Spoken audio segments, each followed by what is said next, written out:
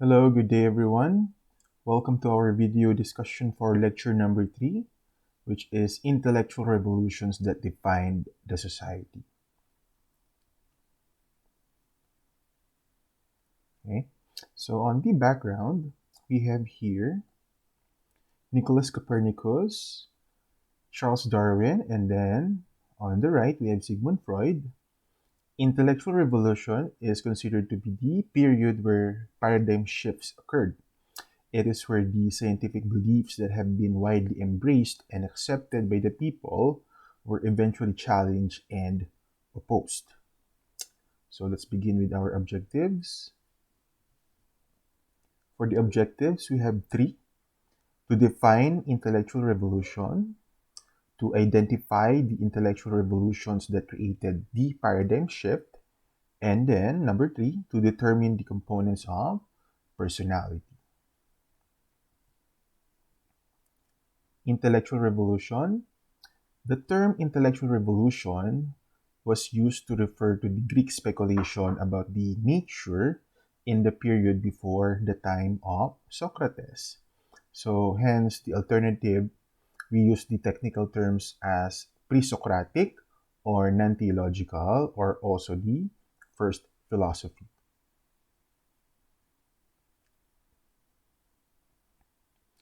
Intellectual revolution has three main characteristics. So the first characteristics of this philosophy is, number one, is that the world is a natural whole. That is, supernatural forces do not make things happen. So when we talk about supernatural forces, I have here some pictures. So saints, God, angels, ghosts, extraterrestrial beings. So again, when we say the world is a natural whole, it means that supernatural forces do not make things happen.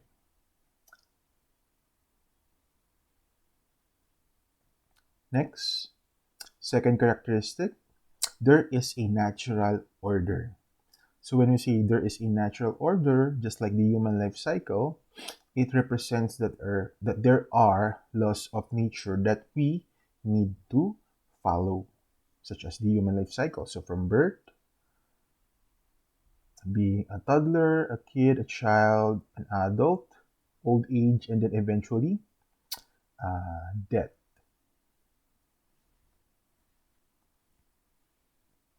And then the third characteristic of this philosophy is that humans can actually discover those laws. So based from scientific research or using the scientific method, humans can discover those laws.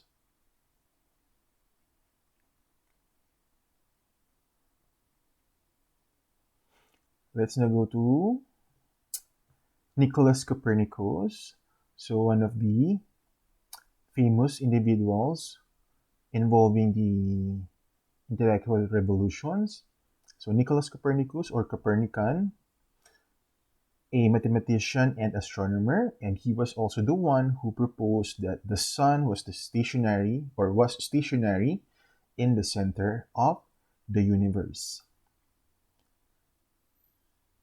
So meaning to say, it was the planets that actually revolves around the sun, and it was not the sun that revolves around the planets, because before they believed that it was the sun that actually revolves around each planet.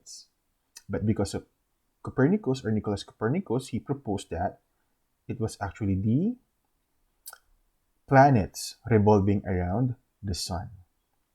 So the idea that the sun was the one revolving around the planets was proposed by Aristotle, but then Nicholas Copernicus came, disapproved that theory or that belief by Aristotle, making it that the planets were the one who revolves around the sun, in which he also called it the heliocentric model. So in the heliocentric model, the sun is in the center, and then the planets are arranged revolving around the sun.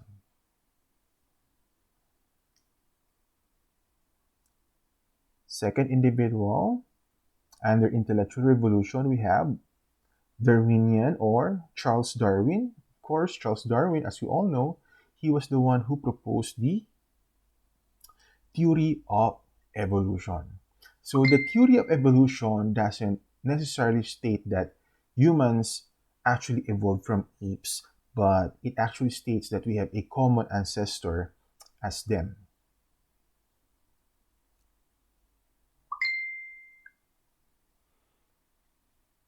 Okay? So some theories involving evolution, we have here number one, life from non-life or life from non-living things, or we also call it as abiogenesis.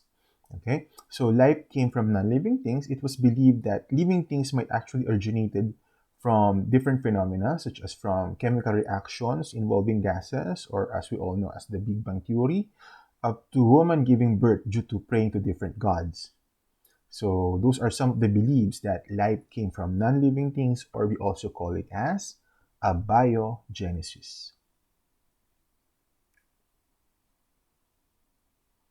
Next, we have another theory involving the process of evolution. We have the genetic mutation. So, based from science, genetic mutation happens in order for different species to survive. When that happens, certain species will evolve that is suited in their environment. But sometimes genetic mutation might also cause death or abnormalities and or diseases to the species. So like for example,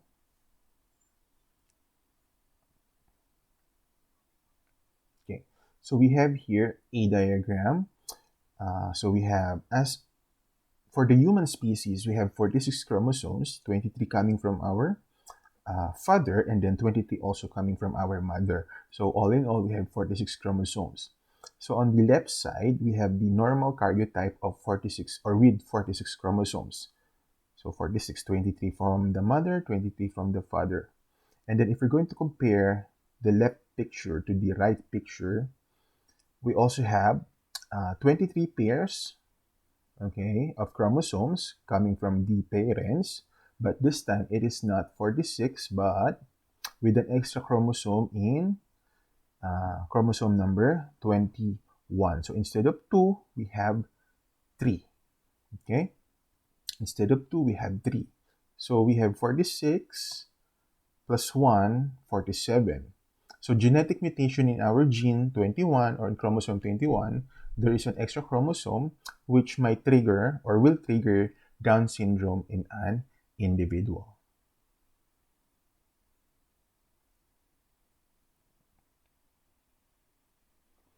Next, we have natural selection.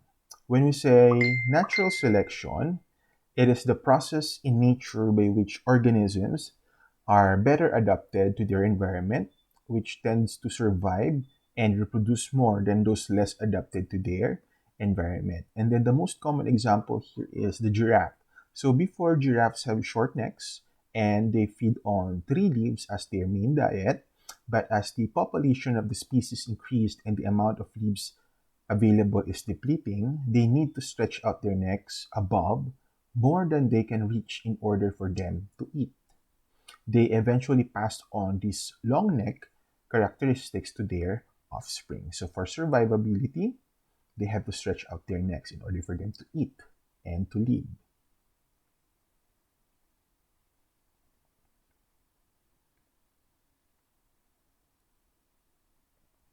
Next we have is variations or differences among species. So species differences is present across all living things. So for humans, this may be visible in our physical characteristics such as our height, our skin color, our eye color. Is our hair wavy? Is it straight or curly? And then for others, such as birds, let's say for example, we have two species of birds, species A and species B. Species A might have a long beak with long talons due to the reason that their main diet is fish. So they will utilize their beaks and talons, long beaks and long talons, for getting their food in rivers or lakes. While species B of birds have short beaks and short talons due to the reason that their main diet is fruits. So variation exists for the survivability of a particular species. So that's for Charles Darwin or Darwinian. Let's now go to Freudian. So we have Sigmund Freud, also considered as the father of psychoanalysis, or was the founding father of psychoanalysis. So psychoanalysis is a method for treating mental illnesses and also a theory which explains human behavior. So Freud believed that events in our childhood have a great influence on our adult lives, which eventually shapes our personality. We have here Equitation by Sigmund Freud. So, according to him, when people explain their behavior to themselves or to others, they rarely give a true account of their motivation. Not because they are lying, but because they are more adept to self deception. When we say self deception, it is defined as the act of lying to yourself. You are deceiving yourself or of making yourself believe something that isn't really true or something that doesn't exist. So, an example of self deception or lying to yourself is when someone convinces herself that her boyfriend loves her, even though he has told her several times he wants to break up. So, that is an act of self deception or self deceiving.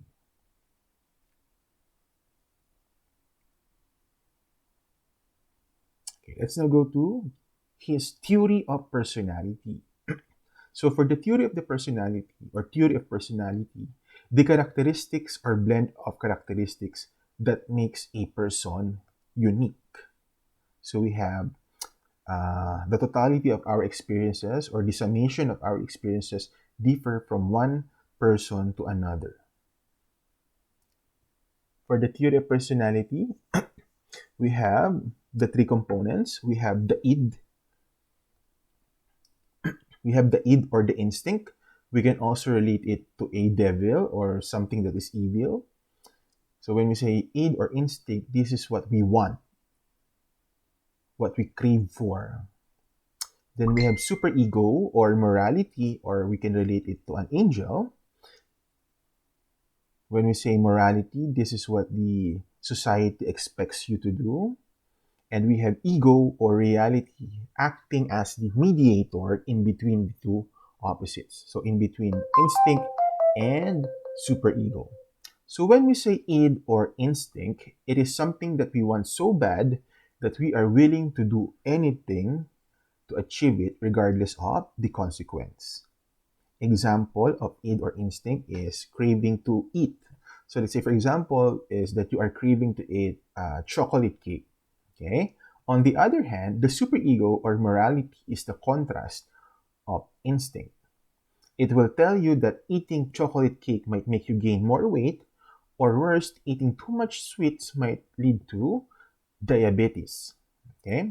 Now, the job of the ego or reality is to satisfy the two or at least mediate favoring morality. So the ego will tell you that you may eat the cake but in moderation. Diba? So you've satisfied your instinct of eating the chocolate cake, and at the same time, it didn't cause you gain weight or diabetes.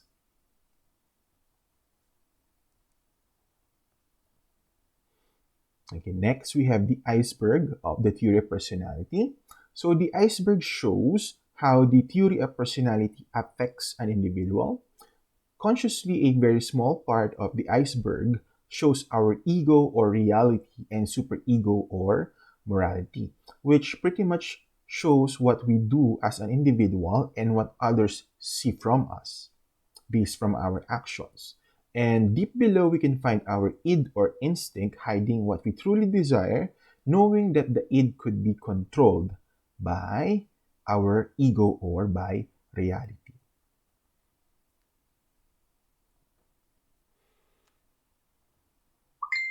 I have here another example of the theory of personality. So the id says, I want chocolate. So your instinct is telling you that you want to eat chocolate, you are craving to eat chocolate, then our superego will tell us you are on a diet, so you must not eat chocolate.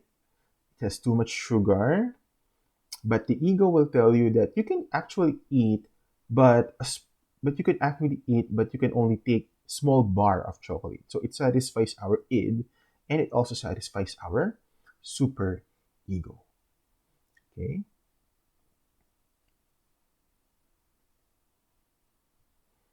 So thank you. So that's it for our lecture number 3, and then I'm going to see you on our conference for our further discussion and also for your follow-up questions and queries. Okay, so thank you, and then I'll see you next week. Okay, goodbye.